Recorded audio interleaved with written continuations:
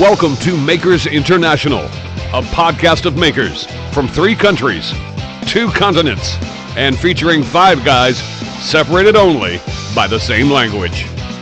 Here's your host, Richard Morley. Hello. Good morning, good afternoon, good evening, good night, good times, whatever time it is, and wherever you're listening. Joined with me, as always, are the 3 usual idiots, and also Sophie from Make It Soph. How are you getting on, Soph? Good, thanks. How are you guys? Cheers. What's going on? I'm trying to kind of speed into the introduction and get us straight to the meat on the bones. Kind of worked a little bit.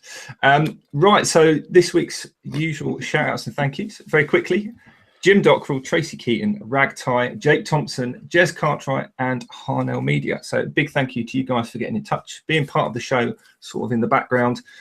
We do genuinely like it when people interact and get in touch and all the rest of it. And apparently, Jamie, weren't you saying something good about our vidIQ rating or something?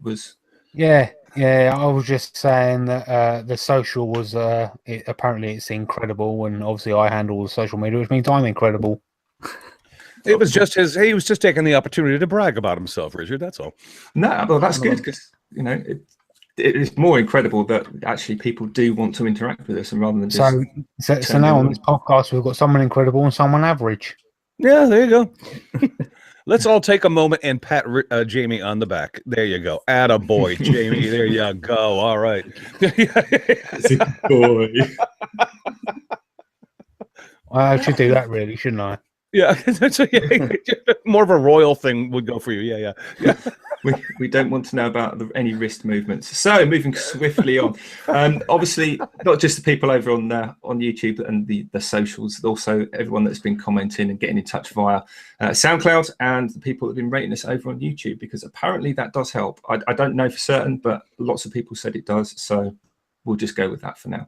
Today's podcast is brought to you in part, as always, by Yorkshire Grit, Wood Turners Abrasive Paste, and also our good friend Chad over at mancrafting.tm. If you want to know more about our sponsors, or even if you are so inclined that you'd like to be one, not quite sure why, but hopefully someone does, go to makesinternationalpodcast.com/sponsors. Chris, I now know why Jamie does our marketing and not you. Cheers for that, Richard. Yeah. Oh boy. Wait a minute. Attaboy, Jamie. There you go. Okay.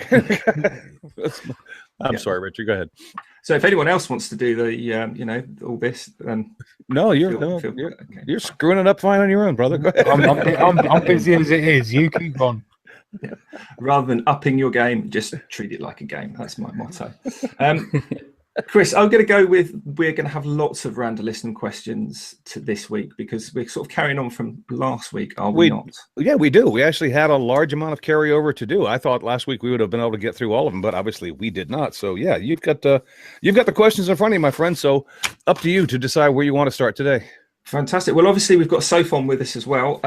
I think mostly because we do such a terrible job at answering questions and making stuff up. So, Sophie, please do help us out and feel free to dive in. In fact, I'm going to put you on the spot if that's okay. Because, no, it's not really on the spot. Just, roll with it. Remember, it's just one big game. We've got a couple of questions here which are specifically for you, which is kind of nice. There's one from Gerald the Redsmith and there's one from Richard Martin. So, which one would you like first?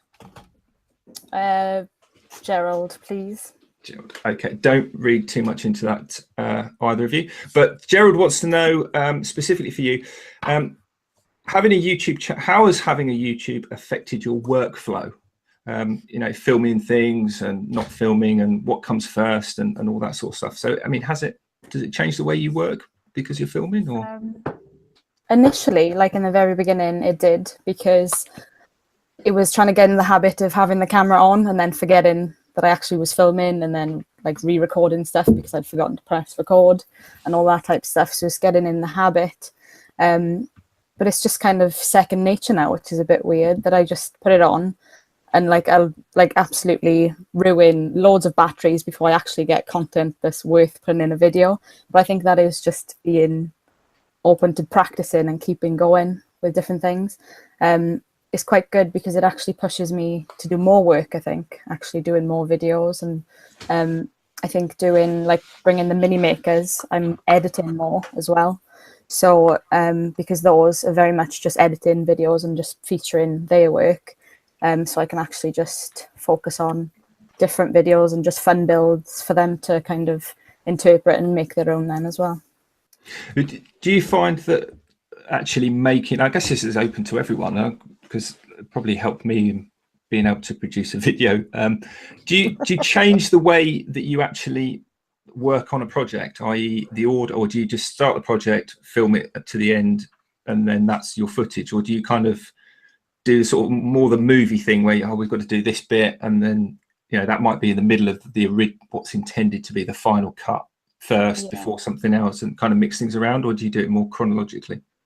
I probably should do it chronologically, but at the moment, I think, because I'm still very new to this, it's all like a learning curve for me. I was always in the habit of starting so many different projects and having loads going on at the same time. As the years gone on, I think I've kind of changed a bit and gone to more like 8 projects instead of 16 projects at the same time. But normally I keep to like one small one. So if I know it's going to be relatively small and simple, I'll try and do that in one day and just film it all in one day. And then the editing I can probably do quite quick as well. But normally over a week is like the longer builds. Like the Land Rover was like a week. That was awesome, by the way. Oh, thank you. That was cool. That was cool. Did like that. Thank you very much. What about everyone else? Do you kind of work in weird orders, or? It all depends, really. I mean, like Soph, if it's a few projects going on at the same time, then you do have to chop and change all the while. But being what we actually do, you're kind of forced to film it in the order that you make it, unless you really want to go back and restage scenes because you've missed something or anything like that. In terms of if you add in like talking sections that don't actually inhibit the making process, then that can be something that I would do out of order. So my intro and outro, 9 times out of 10, I'm always filmed after it's all finished.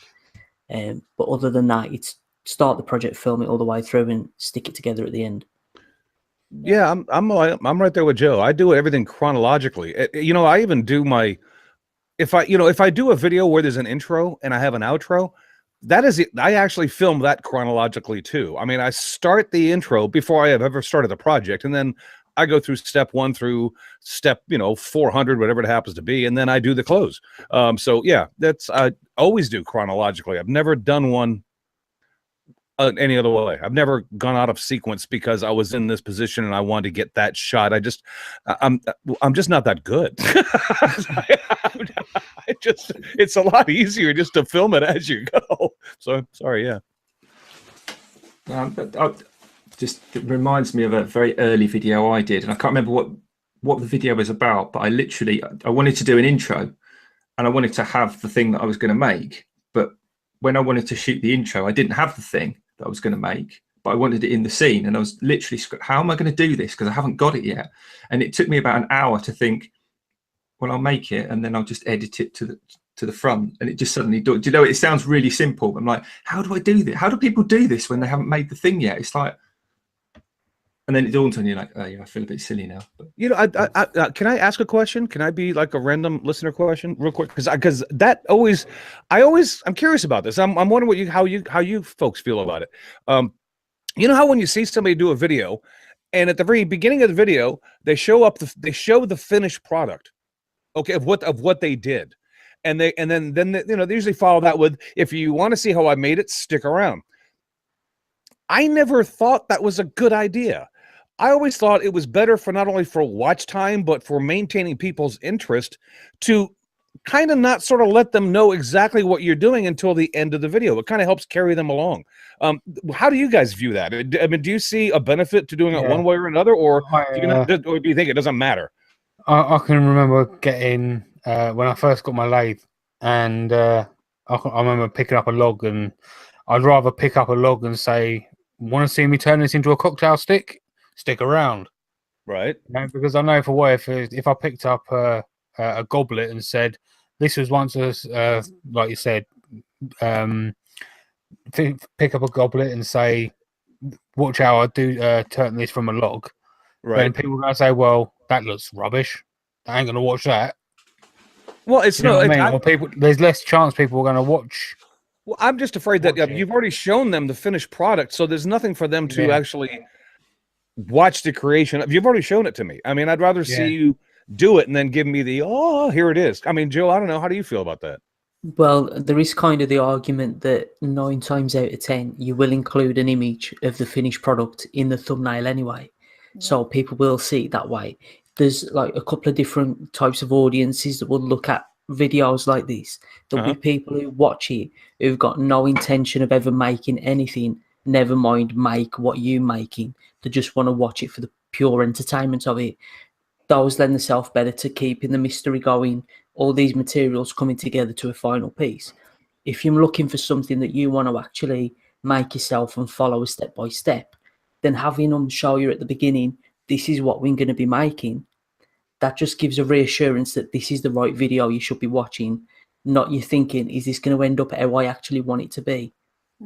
Kind of thing, that kind of mindset. I get it. I'm just wondering, and I, you know, just as an old programmer, broadcasting programmer, I'm wondering which one would appeal to a larger audience. I guess it doesn't really matter. Anyway, I'm sorry, I didn't mean to interrupt, Richard, and send us off track on that question. We got other questions here to ask today. We have, but this was actually a two-part from Red as well, and it kind of leads on. So it was really, this isn't planned. He's asking what comes first, a weekly video or a commission? And does the project make the video, or does the video make the project? If that makes sense. I guess what he's asking: do you get an idea that that'd make a good video, or do you do it the other way around?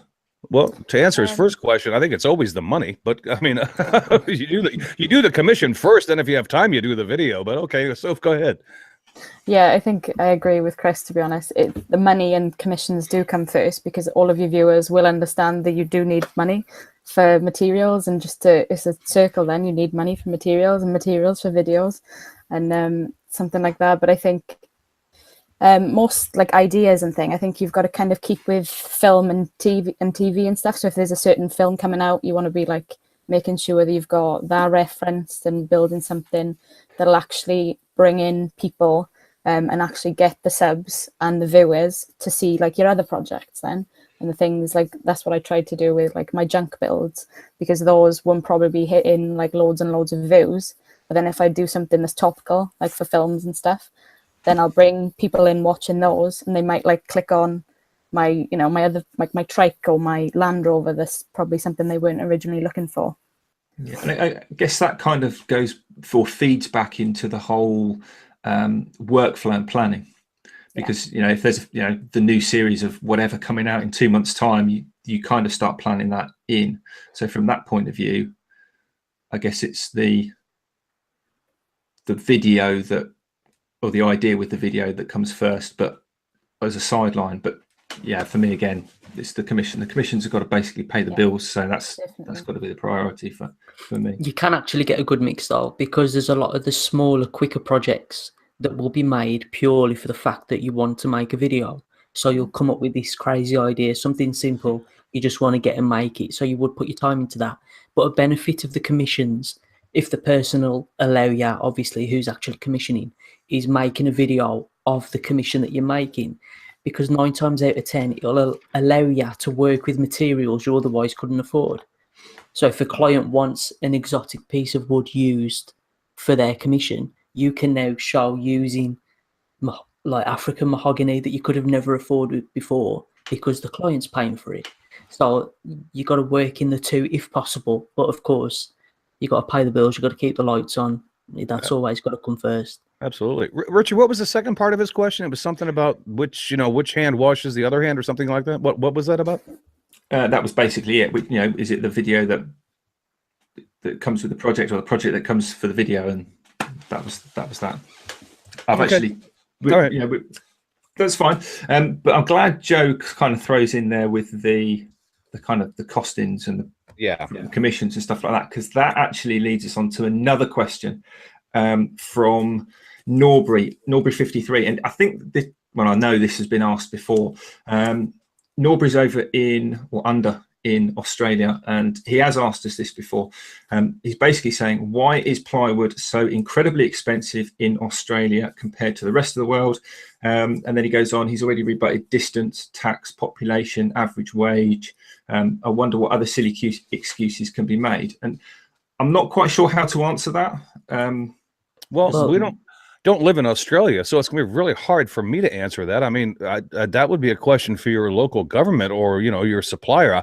I don't know.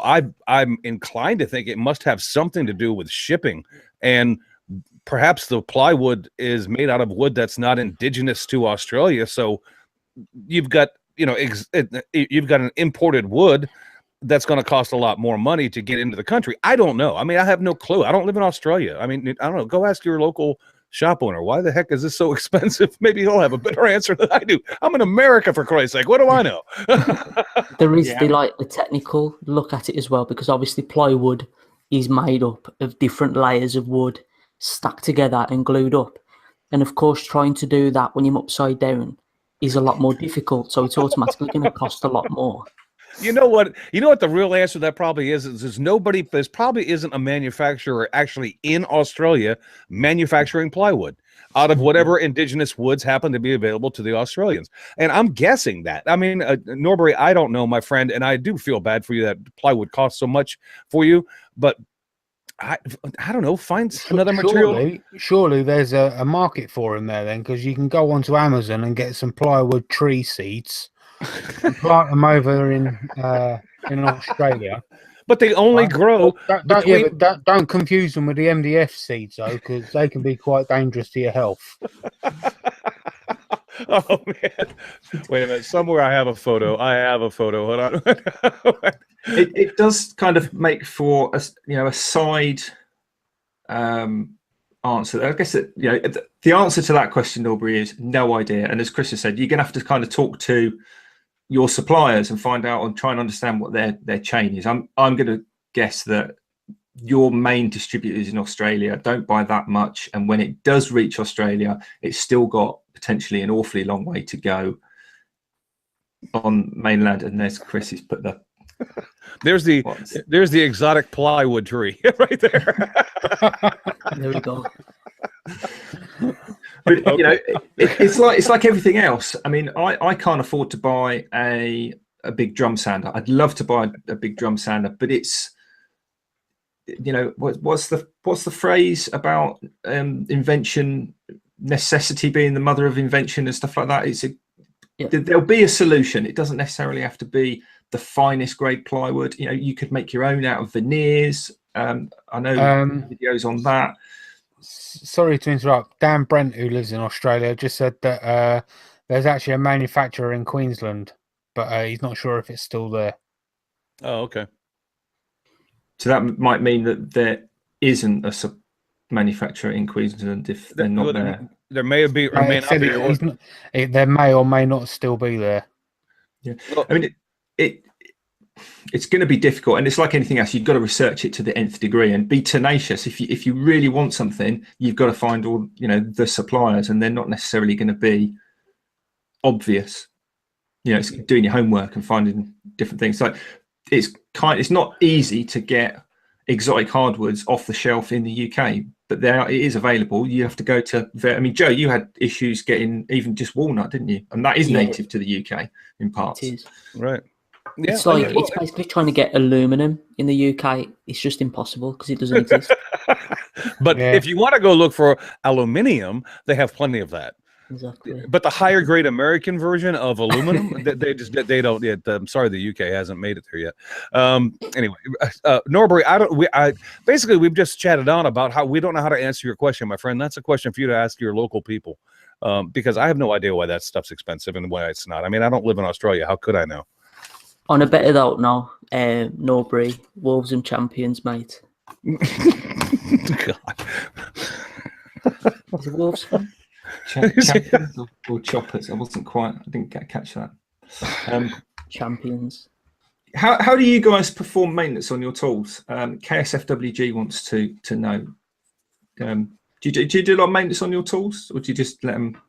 I do. Yeah, clean them up. Yeah, I do. WD-40 here and there. What about you, Soph? Do you have to do a lot of maintenance on your glue guns and scroll saw? No, just change the stick now and again when it runs out. Really.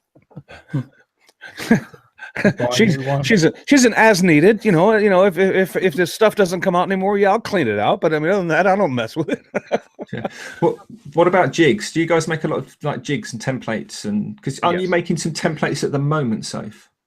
So that's out of paper though. That is not any so much of that. But I did use like jigs for when I was working on Chuck Steel. A feature film was coming out like this year because they had wanted like little bolts, and we had to drill through these bolts. They were fast cast resin, and we needed, I think, 2,000 of them. So we needed a jig for that. So I think we went through about 6 jigs in the end because that was a lot. And then they all needed to be sanded by hand individually. But other than that, not really. But do you generally make templates or sleds or anything like that in what you make? Not so much really, because I kind of use junk as my base, so I kind of work off of stuff that's already got its own shape, if you get what I mean. Yeah. And then try and sand that down and use other stuff. As I'm probably progressing now, I will get more into it and get more tools. But it's still very much using what I've learned in uni and using what I've got and learning along the way to make that kind of stuff. Okay, because you've got a bandsaw, haven't you? I have a bandsaw, yeah. You do have a bandsaw. And Chris, you recently made a jig for your bandsaw, didn't you? As a circle cutting. Yeah, I had an idea for what I thought was a unique circle cutting jig, and it actually worked, much to my surprise. But yeah, I did. Yeah. So, how much longevity do you expect to get out of that? I guess it's how much you use it and how long's a piece of string, but well, it's that's going to depend on how many times I need to actually cut a circle.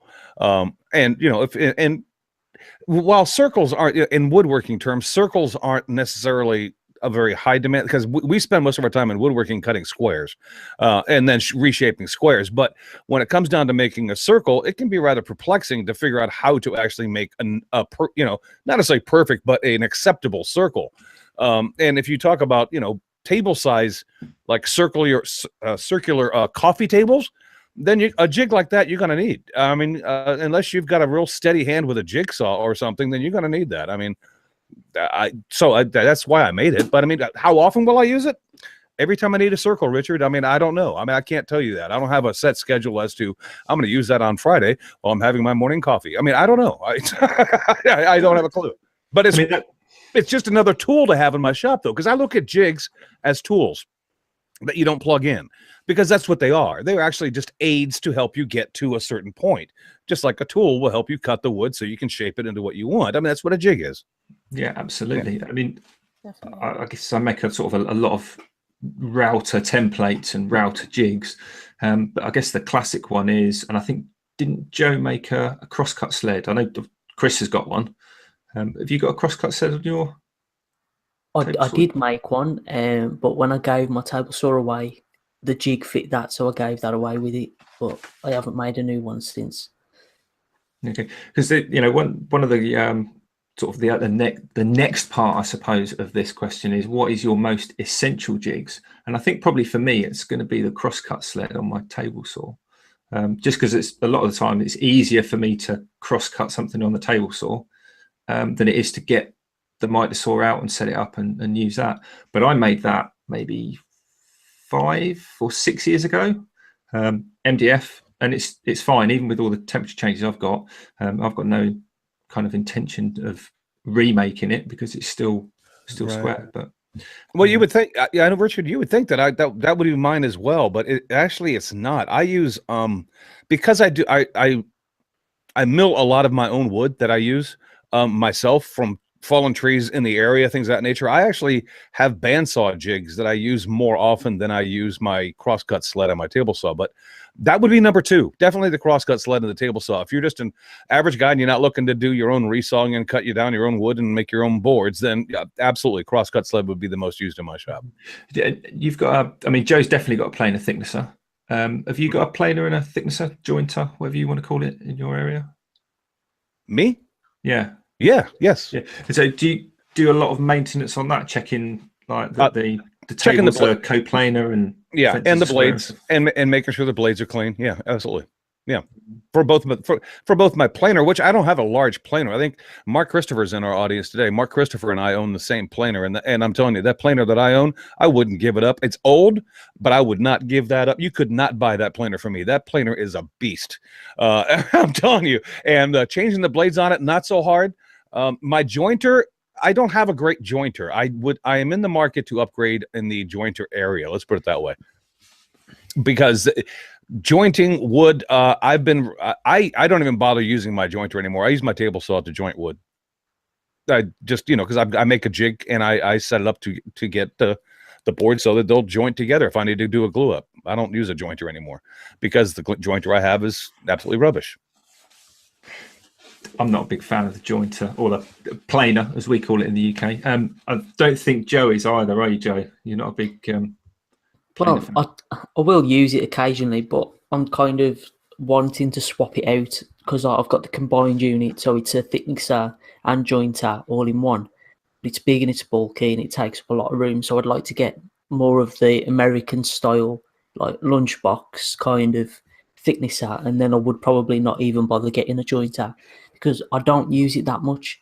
But I've kind of got the technique down, and I can get boards square and flat using it, but I very rarely use it. Pay the extra, get someone else to do it, and start halfway through. Yeah, definitely. Do you do much maintenance on your scroll saw, Jamie? Not really. Probably why it broke.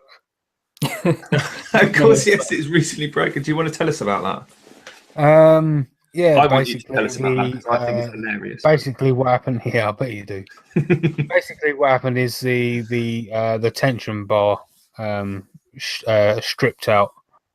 That's basically it. I mean, after finishing the Queen and doing between 600 and 700, I had to get it in there one last time. I know. Between release, say thank you. That's all I want to know. Yeah. Okay. Between releasing the tension and doing it up between 600 or 700 times within the space of a couple of days, that's going to take its toll on a saw. At the end of the day, I think that it's because they're beginner scroll saws at the end of the day. And despite what some people or person might think, I'm not a newbie scroll saw anymore. What I was going to say, I mean, you've put a lot of hours on that motor, haven't you? Yeah. Continuously. Yeah, basically what it is it's like a bolt at the bottom, and the tension bar goes up. Mm-hmm. So as you're tightening up the tension bar, that kind of tightens up, and that's what causes the whole thing to just tense. Right. But that bolt there stays locked.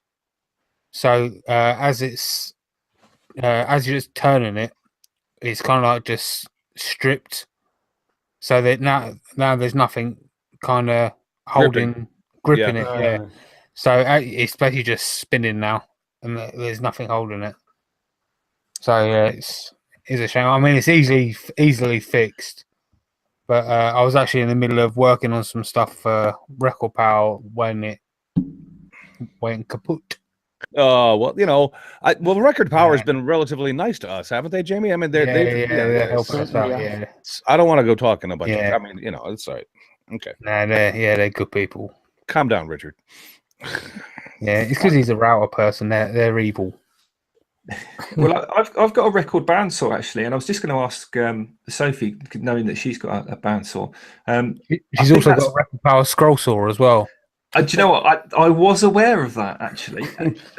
It's kind of been semi-rebranded, which makes it a little bit cooler and a bit more exclusive. But we'll say no more about that. I was going to say my bandsaw, which is it's the small record one. I think I do more maintenance on that than I do any other machine. I think I clean my table saw once every X number of years, maybe. I've changed the brushes once, so I'm not really hot on maintenance, to be honest, on the big machines anyway. But do you find your bandsaw gets a bit sort of clogged up inside and it needs bearings changing Yeah, and stuff like that? Only once, and my dad kind of sorted it straight away, to be honest, because I was away. And he's taken advantage of using my workshop tools now. He's just helping himself. But yeah, and I think I've only changed like the blades twice on my bandsaw, and I've had it like 3 years. But so I must be doing something right or wrong. I don't know. Do you run it with an extractor on it, or do you like, oh, it's Yeah. only a small cut, I'll just just make that cut? Well, so Yeah. how often do you use it? I mean, because if you don't use it all that often, then you don't need to change the blades, obviously, because they don't go dull. But if you're in the Yeah, the shop, bandsaw every day probably. using it, then you might want to think about changing them a little more often. Is all I'm thinking. Yeah, not that often really, because it's only like little really quick cuts that I need them for, because everything I work on is miniature at the moment, so it's very tiny, the stuff I need it for. And it's not always wood that you're using either. I mean, you're cutting up plastics and stuff on there too, aren't you? Perspex, Yeah, well, yeah. that's not going to tear up a blade. Yeah, you're fine. Don't worry about it. Cool. Yeah, Best don't. thing. Go ahead, Rick. Best thing about running a bandsaw without any extraction is when you do finally have to clear it out, and you see all those layers of all the different woods you've cut, and it's like those bottles you can get from Seaside, like where it's got all different coloured sand in and stuff. I've always got to take a picture before I clean it out. Does Seaside Rick sell those? I'm sure he does. I'm sure. You're not going to let that drop, are you? In all kinds of exotic shapes. They're so pretty. You should have one. Anyway, I'm sorry. Go ahead, Richard. I apologize.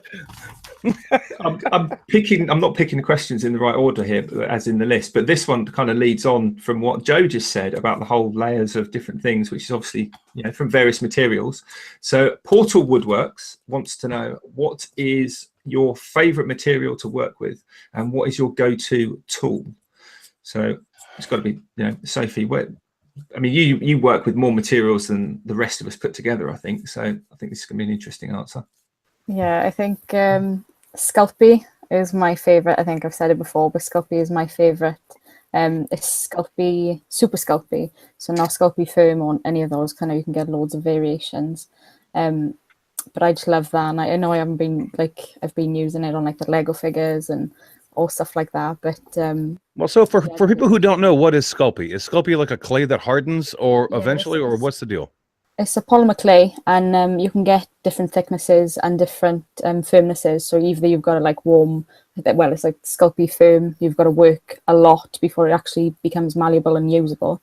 But that is kind of, you use Sculpey Beige, and it's really soft straight away. And then once you're done, you put it in the oven 40 minutes, and then it comes out. You can sand it just to like soften the edges a bit, and then primer, paint it, and you're done. But it's Awesome. for like maquettes and character stuff that I used in the beginning. So it's like all of the Pixar type sculpts when they actually initially work out characters for films and all that type stuff.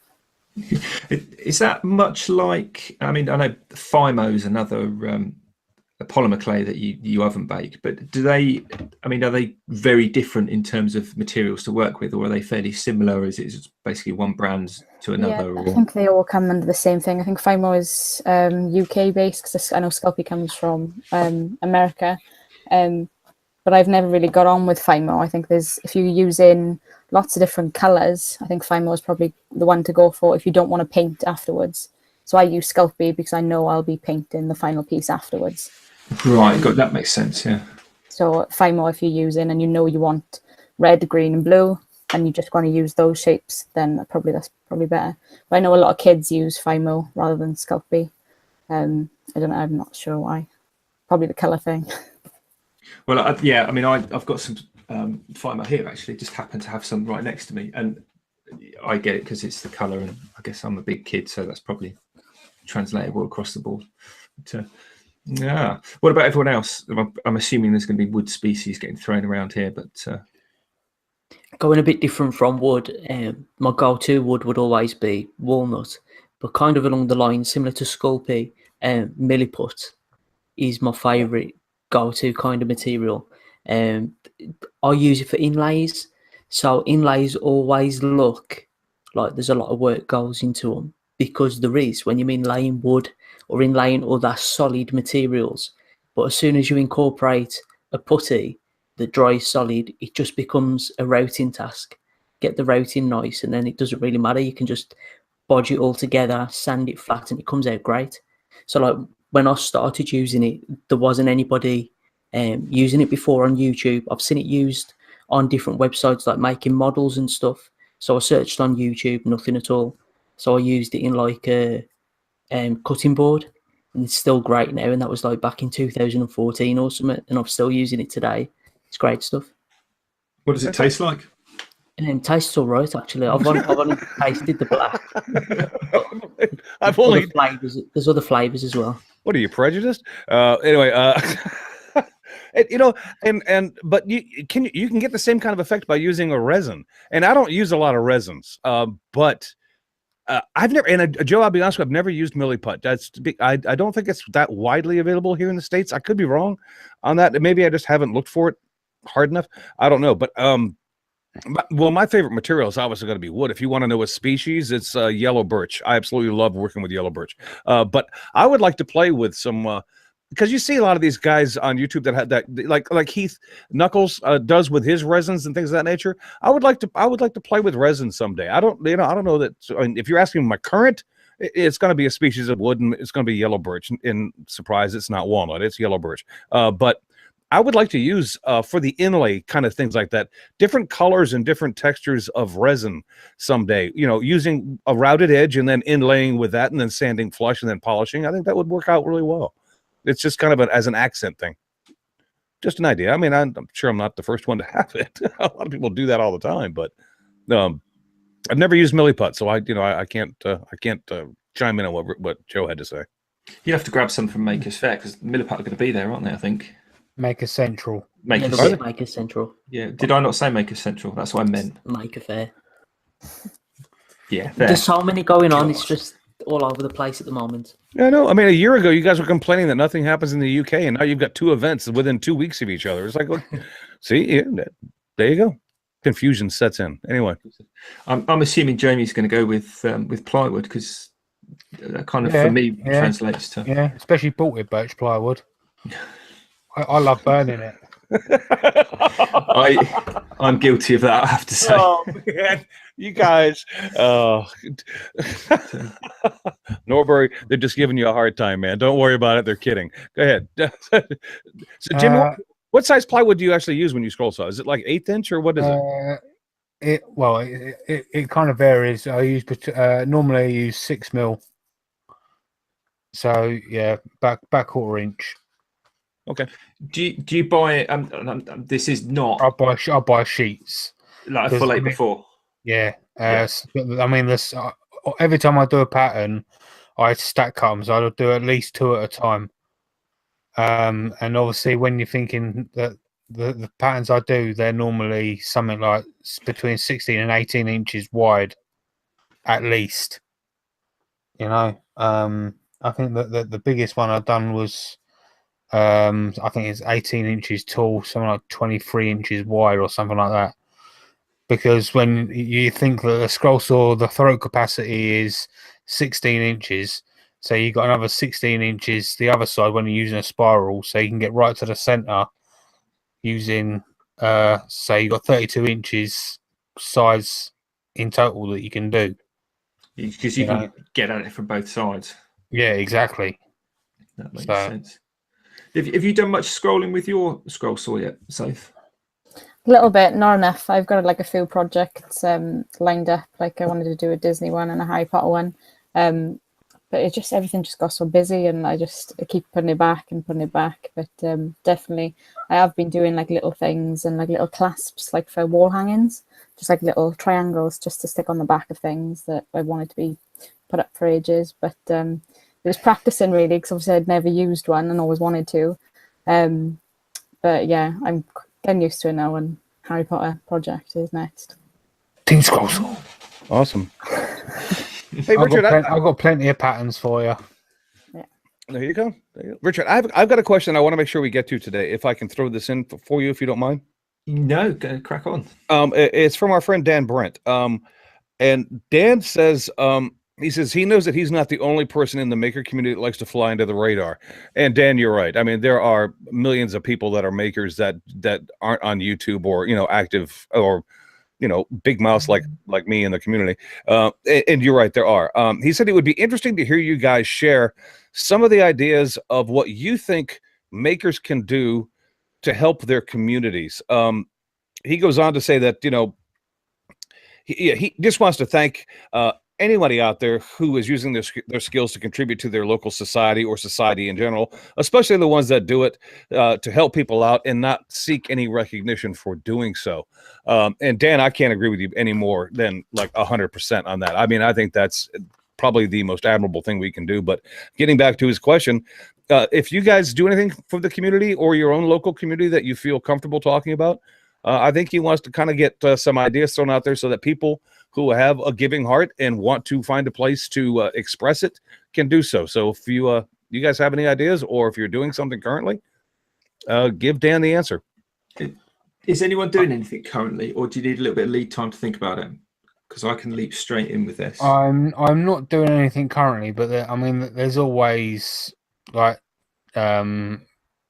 people like, I mean, I'm not going to mention anyone's name,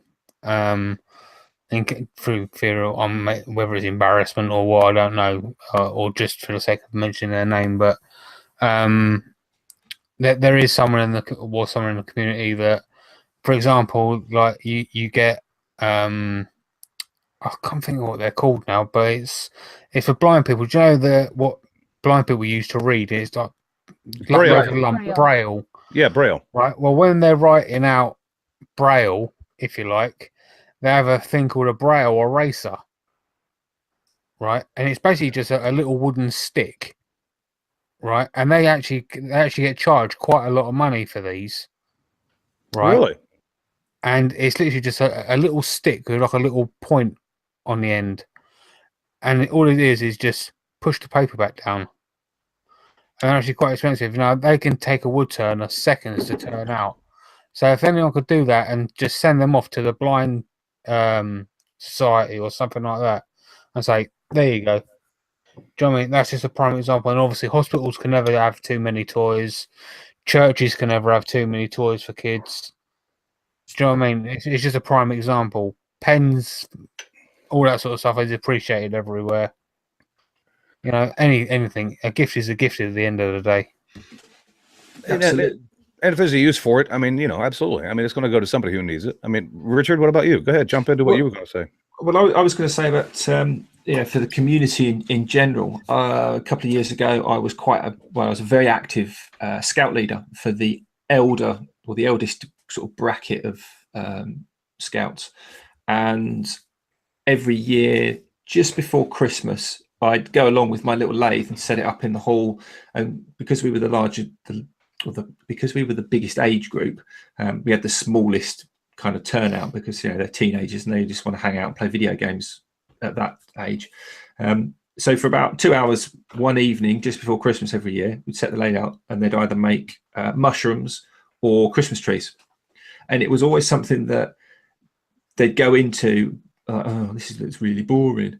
But then once they'd got into it for 5 or 10 minutes, or watched somebody else doing it 5 or 10 minutes, they were all, oh, I'm going next. And the evenings would just fly by, and they'd say, oh, when can you come back? So, yeah, even if you're not a wood turner, if you make stuff, whether it's out of, you know, empty yogurt pots with a glue gun, or you're a blacksmith and you've got metalworking skills, there is an ability there and an access point in the community with your local scout groups. And actually, the health and safety thing is not anywhere near as bad as people just assume it is. If there's a genuine interest by you, there will be a genuine interest from the scout leaders, and then you're much more likely to actually make it happen. So that I'd advise anyone to do that, the scouts or even cadets as well, whether they're like the air cadets or the army cadets. And those kind of practical doing things is always very well received. And Duke of Edinburgh's award as well. That's, you know, you can have the skill section. That's actually a great idea. I mean, if you have a shop and if it's clean, somewhat. I mean, I don't, whose shop is ever actually clean? I mean, not mine. But to the point where if somebody walks in your shop, they won't fall and hurt themselves. It might be a good idea if you have a local scout troop or something in your neighborhood to offer them a tour of your shop. Let them come into your shop. Maybe set up the scroll saw, something they can't hurt themselves with, and let them get their hands dirty as a scout troop. I mean, they always like to do those kind of field trips with the scouting things. That's we don't have to actually always have to make something. I think giving of your own time is also contributing to the society as well. So it doesn't have to be a physical item. It can just be a portion of your time that you happen to devote to some kids. And it's like what the Sophie is doing with her channel with the kids there. I think that's just awesome. I mean, that's if that's not giving back to the community, I don't know what is. I mean, you're doing it right, Soph. I mean, I really admire what you're doing right there. Yeah, that's pretty awesome. My favorite thing, those kids, because it's again like a circle, because they are inspired by what I'm doing, which I never expected in the beginning, and then I'm inspired by them, that they are watching me do different videos and making stuff that they're actually taking on board and making their own. And talking about local communities, that I'll actually be working with a few schools in Wales, and actually going in and doing some classes and then filming some stuff, obviously with permission from parents and stuff, that they'll have to like sign and make sure they're fine for the episodes to go up on YouTube. But there is like a collection of things that have said, yeah, we'll be more than happy, because I think the internet, is absolutely, the sheer magnitude of where social media and the internet covers. I think if just a portion that I can contribute and put like just a positive, and just make, a couple of episodes and show kids work that is just like in a positive way, and they feel inspired and happy that their work is being shown, and they want to do it more then, and just be creative. And I think that is just, that is really important to me. Another thing to look at as well, because it's very simple to go down the route of making a bunch of toys or small items and taking them to your local charity shop, but also think about people more local to you in terms of your neighbours. Examples: if you've got an elderly neighbour and you notice that they've got a garden gate that's kind of on its last legs, you could always go and offer, would you like me to make her a new gate, or help out with perhaps dodgy fence work, or if you mean sewing, make them a blanket, or simple things like that. It's those small acts of kindness that changes people, changes their attitude, puts a smile on the face. You don't have to reach out to such a large group of people or a large organisation. Just making one person smile gives you such a good feeling inside, and then they'll pass it on to the next person, and before you know it, it's influencing everybody. So I do think about that as well. Some people, you might just pass a stranger on the street, give them a wave.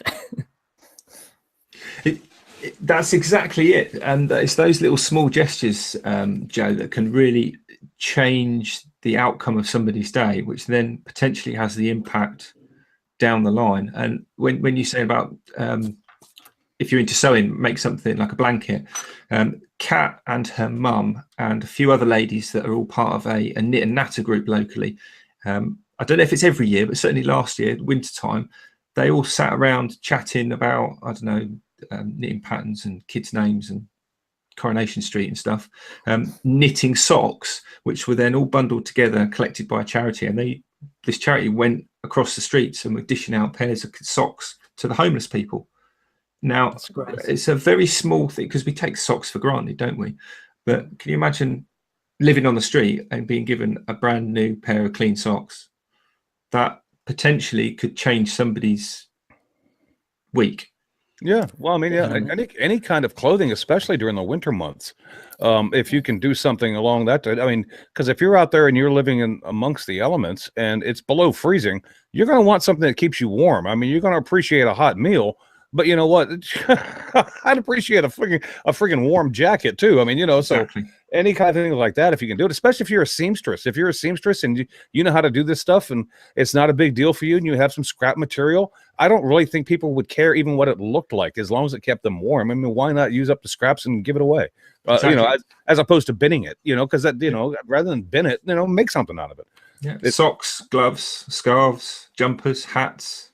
It's all there. Richard, we're down on time. Can we blow through a couple of these questions real quick? And if you don't mind, I'll grab them and we'll just throw them out there real. Because I think we can do short answers for these. Have you got what? I'll jump right into it. The wood engineer says that one that has puzzled me recently, and I think it would be beneficial to discuss, is how do you encourage constructive criticism on your work and or your videos, whatever you're doing, within this community?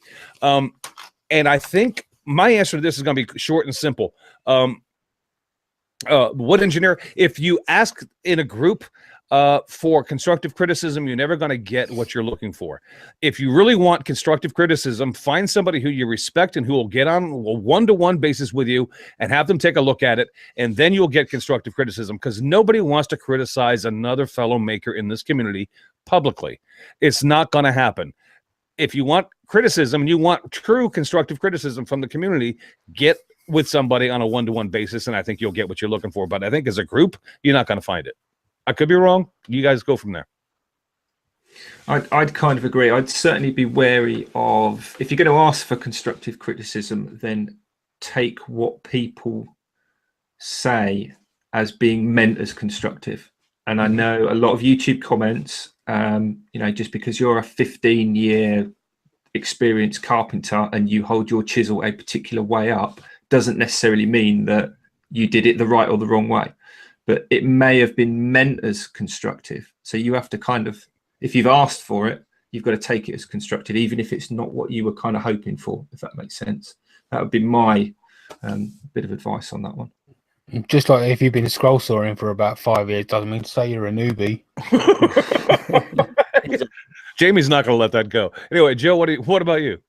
I'd say really, I prefer to put it out there to groups, to be honest, and just have the ability to pick out the relevant information, because you know very well you've only got to take a look at YouTube comments and there'll be nasty, awful comments, whether it's about your appearance, your personality, anything like that. If you're able to set that to one side and ignore that, then when that person is saying how you did that was unsafe, or for example, when I'm cutting a sheet of MDF with a circular saw barefoot, and I get a ton of comments about you should have something on your feet, whether that was being really nasty towards me, I know that there's truth in that. Like, I should be more careful about what I'm doing. So if you can pick it out, put it out there to the masses. If you do feel like those kind of comments would wear you down, then I'd definitely go with the route Chris mentioned. Find a good friend, say, give it to me straight. Is this any good? What would you do different? That kind of thing. Yeah, and I don't think you're going to find anybody that's going to be rude to you in that kind of setting either. But I just think as a group, we because he even said, he says that, our community is kind almost to a fault, because we don't want to criticize each other. And so trying to get constructive criticism from his point of view is very hard. And I agree with that. I understand, because I will, if I see something and I notice something about it that I know is probably not the greatest work in the world, I'm not going to stop and say, dude, that joinery sucked. Or, I'm not going to do, I'm just not going to say anything. I'm not going to go, I probably won't even comment. If I don't like it, I'm not going to compliment you. But, there are people that are going, hey, man, that's awesome. That's great. Because we love each other. And so, we want to be nice to each other. But so, I don't know. My thought is, if you really want hard constructive criticism, then find out somebody who you think and you respect and get their opinion on it. But do it on a one-to-one basis, because nobody wants to shame anybody publicly. At least that's my opinion. Or you could just do a quick post on somewhere like Reddit. They're usually pretty good at right. Their, or you could sneakily post it that it's not your work and be like, look at the state of this, and then see what people say. Yeah, if it's not yours. Yeah, if you want to set it up as being crap, then you're probably going to get people go agreeing with you in a heartbeat. All right, John Clothier asks, I would like to know the future, what the future brings for the podcast. And John, we can wrap this up real quick. The answer is, so would we. Okay, but we don't know. We don't have a clue. Soph, do you know? Because we don't know where we're going with this thing. Not too sure, guys, to be honest. I've got 100% attendance, so I will always have 100% attendance. There you go. That's the future. we had questions that were relevant directly to our podcast, and if you guys don't mind, we're probably going to leave those out today, just because people didn't tune in to hear us talk about us. We just want to talk about stuff. Stuff is always better. Well, I think we are running. I think we're going to run over, Joe. My apologies. But I started with Soph. I'd like to sort of almost finish with Soph as well, and that leaves Richard Martin's question, which was for Soph. Who would you most like to do a collaboration with that you haven't already? Because you've done, a few bits here and there. Doesn't necessarily have to be kind of a traditional makeup, but anyone that you want to kind of. Oh, that's so hard. I can't pick just one. That is. Well, pick more than one then. Or pick one that you're going to do a collab with in the near future, and that way you don't have to worry about it. Bobby Duke. I'd love to do a collaboration with Bobby Duke. But yeah, I think resin, because I don't really work in resin, never really used it, but I'd love to do a collaboration where I make something, because I did send the little Lego ninja. I did send that to Jared at Blizzard Blanks, and he's just going to do something magic with that. But just more stuff like that, because I like making miniature stuff. So if there's a way that I can incorporate that in resin, or junk stuff really. So if I made like a miniature junk bicycle, and then that got cast in resin and then turned, and then just anything. I'll tell you what I'd like to see you do, not necessarily as a collab, but it could work when you're talking about resin, is you make something from, like, I don't know, Sculpey, and then pass that on to somebody who's into resin and get them to make a mold and have like an army of resin ninjas or whatever. Like, I think that would be very you. Yeah, that would be. I don't really. I'd love to do more like Palm Highland boxes. Her resin stuff is absolutely beautiful. Like how she does it. Well, I know how she does it because I watch her videos. But like, just trying to think how I could give that a go and how I would set up my first, resin attempt. It's just crazy. But it'll just come a time when I'll be like, right, I'll buy the stuff and I'll just get on with it. But definitely resin. Oh, it's in your future. I can tell just by your interest the way you're talking about it. Yeah, Sophie's going to be doing something relatively soon. All right, awesome. That's cool. That is very. I found out actually. I don't know if this applies to you specifically, Soph, but resin-wise, and anyone else in the UK that's listening, Hobbycraft. Yeah. It's kind of like the big box store for hobby stuff. I think it's like Hobby Lobby in the US. Dangerous place to be, that is. It can be, but they do like all the mold making, latex, and all the resin casting stuff, as well as obviously the Fimo and the Sculpey, all on the same shelf. Yeah. But and they do Milliput as well, yeah. But the company that they use as a supplier for their casting resins and also their 2-part latex mold making stuff, the manufacturer is just up the road from myself. Oh, brilliant. And I looked at it, and sorry, Hobbycraft, it's way cheaper to buy it from the supplier direct, which you can do. So if you're interested in that, then we'll speak afterwards, and I'll give you or you just go into Hobbycraft and look at the label and all their information. Well, there goes that sponsorship. All right, never mind.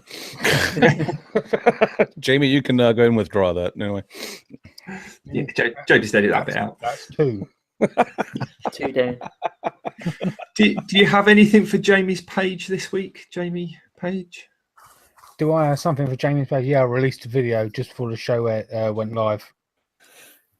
Okay, that's one to watch later. You didn't do like the thing. I was expecting you to do like the Jamie's page. I wish I hadn't said anything now. Who is Jamie's page watching this week? Who is Jamie's page watching this week? Jamie's page is watching Mike Walt. Mike Walt is a rather prolific wood turner. A wood turner in the UK. I've been watching a few of his videos over the past few days, and he is kind of the inspiration behind the video I've just released, which is, although you can't see it because it's a podcast, but the live chat can.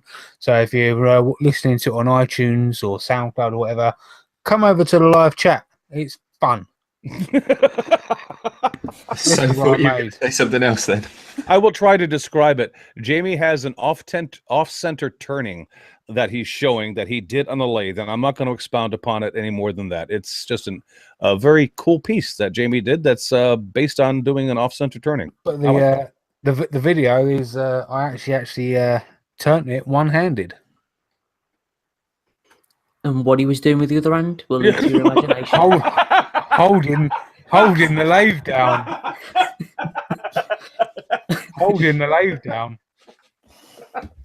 That is going to get but some comments and a half. isn't it? I've actually got another shout out which I'll have to send you a link for, Chris, and I can't go without mentioning this. Okay. I've got to mention the Maybe I Said Too Much podcast. Now this is an absolutely brilliant podcast by Joel Crawford, Izzy Swan, and Mike Laffey. They gave us a bit of a mention on the Tony Relu episode, and Mike Laffey, we need to talk. Yeah. You've got issues, my friend. I was going to say they it wasn't exactly a resounding well, whatever, Mike. We're gonna get even, don't worry. And we actually have those guys semi-scheduled to be on our podcast relatively soon. So yes, revenge is forthcoming. But I know Mike Laffey, he's not worried. He's not, I don't care. I don't sweat you. Yeah, I said to him, I love the way you show love to the community. Nothing but By love. telling us that we suck. On the back of how great the Fools with Tools guys are. Yeah, exactly. Yeah. Yeah. Thanks, guys. Appreciate it. Yeah, Mike's gonna have his day of reckoning relatively soon, so I'm not worried about it, Mike. And I do love Mike, by the way, because he's hilarious. I don't actually know who you're talking about, so I might have to find out. We've interviewed him. Well, Richard wasn't here for that episode, Jamie. Oh yeah. So what's Chris been watching then? Who have I been watching? I'll tell you, Steven's 8x6 workshop. Did you guys catch the video about his he did I'm not going to say too much about it. I think the name of the video was called Attack of the Glue Bots. And if you haven't seen it, it's absolutely awesome. So, Steven, you've got my love, brother. I mean, I thought that was a great video. Just because I know how much work that went into it. And Soph, I'm sure you've done stop motion before, so you know how much work went into that. It's a stop motion video that Steven did, and it's just, it was awesome. So, Steven's 8x6 workshop has my shout out today because that was a cool video. And if you haven't seen it, what's your problem? Go watch it. Okay, go watch it. Even I've watched it. That's awesome. Yeah, it's cool. It's that good. Is that good? Yeah. What about Joe? See, it didn't even make it to Richard's watch list. That was like an immediate watch, Steven. So that's like it literally, you said, "Have you seen this?" And I watched it. Yeah, I bow to your greatness. Richard actually straight away watched it. Go ahead. Anyway, that's been my favorite video that I've seen this week. Favorite video for a long time. The amount of work that's gone into that. So you got to check that one out. Not a video shout out for me. Just a bit of like an awareness kind of thing. Make a Fair UK, Newcastle, next weekend. Well, if you're listening to this on the Wednesday, it's this coming Saturday and Sunday. It'll be linked in the description for all the information, like map how to get there, tickets and that stuff. Me and Soph and Al from Al's Hack Shack's going to be there. Be great to see everybody. Speaking of that, Joe, are you going to be Are you going to be doing the podcast with us next week? Because I mean, are you going to be stuck there, or are you going to be back in time? Hopefully, it all depends. I might be broadcasting from a train. Hopefully, a seat on the train. But if not, that would be awesome. That would be cool. Okay. It all depends, really. Hopefully, keep your fingers crossed. Oh, hang on, going into a tunnel. I'll get back to you on that. That kind of reminds me of the Halloween episode we do with Richard sitting in his front seat of his car. That would be awesome, Joe. Let's do that. Yeah, I'll have to do it from the silent carriage, the quiet carriage. You want to do it in the vestibule when you're fighting with people trying to hang on to the little dangly things on the springs, and I'll do it with my back to the train toilet in hopes that we get a reveal. Yeah, so watch live. You never know. Because we're all about high quality here. Anyway, Whatever. Presumably, because you're working on a lot of work at the moment, aren't you, Soph, for your thing at Makers Fair? That's taken up a lot of your time. So I'm guessing you've not had much time to, sit down and watch YouTube, or am I wrong? I have got a shout out from a couple of weeks ago, because it is Michael from the Lost River Wood Shop, and he makes beautiful blanks. And I want to shout out one video in particular, because he made me a Star Trek pen, and it's got like the insignia on it and everything, and I could see the video of him making my pen. It hasn't actually got here yet, but it's probably on its way somewhere. But it is just a beautiful video, and his sense of humor is brilliant as well, so it's a really nice guy to watch his videos. Awesome. It sounds like Scotty needs to pull his finger out if you ain't got it yet. Yeah, because they just beam it to you. Can they do that? Yeah, to the bridge. Excellent. That's not a channel I'm familiar with, so I'll be interested in getting the link for that and finding, because I'm always interested in finding new channels and whatnot. Does anyone watch Andy? I can't remember his surname. The Gosforth handyman. He's from Newcastle. Yeah. Does anyone watch it? He put a video out recently. I think it was one of his Saturday tips videos. It wasn't a make video, but it was a video about how to work out the mitre angle and bisecting weird angles, basically, without knowing what the angle is, using some very simple geometry and basically a set of compasses and a sliding bevel and a ruler. Really easy, and it kind of gives me an idea for a weird project that may or may not happen. So definitely worth a watch, because it's literally learning something very useful, particularly if you're rubbish at doing 45-degree miters and all the rest of it. Like me, I hate them. Has anyone else got anything useful to say? Because I am all out of useful things now. Chris, Jamie, anyone? I was out of useful things when we started, so that's why we have to keep asking the listeners to throw in questions, because that means we're out of ideas. But if you are still listening, then obviously a big thank you. If you're not, then we can say whatever we like about you. So has anyone, if that's it. So thanks for coming on. Good luck at Make It Fair next week. Yeah, thank you very much, guys, for having me again. Well, I think you have now sort of raised yourself to the level of always welcome on the show. So yeah, genuinely, it's always good to have you on the show with us. And look forward to seeing you at Maker Central. Definitely, that's coming up very soon. All too quickly. Yeah. I've got loads of things I've got to do in addition to prepping for that. So yeah. Great. Well, I've got nothing else to say. So from as far as I'm concerned, thanks for listening, and I will see you back here next week. If anyone else has got anything, then chip in now. Awesome. Sophie, once again, thanks for coming with us and hanging out with us for an hour, and I apologize. Other than that, you guys have a great week, everybody. See you next week. See you later, everybody. Catch you later. Make it so.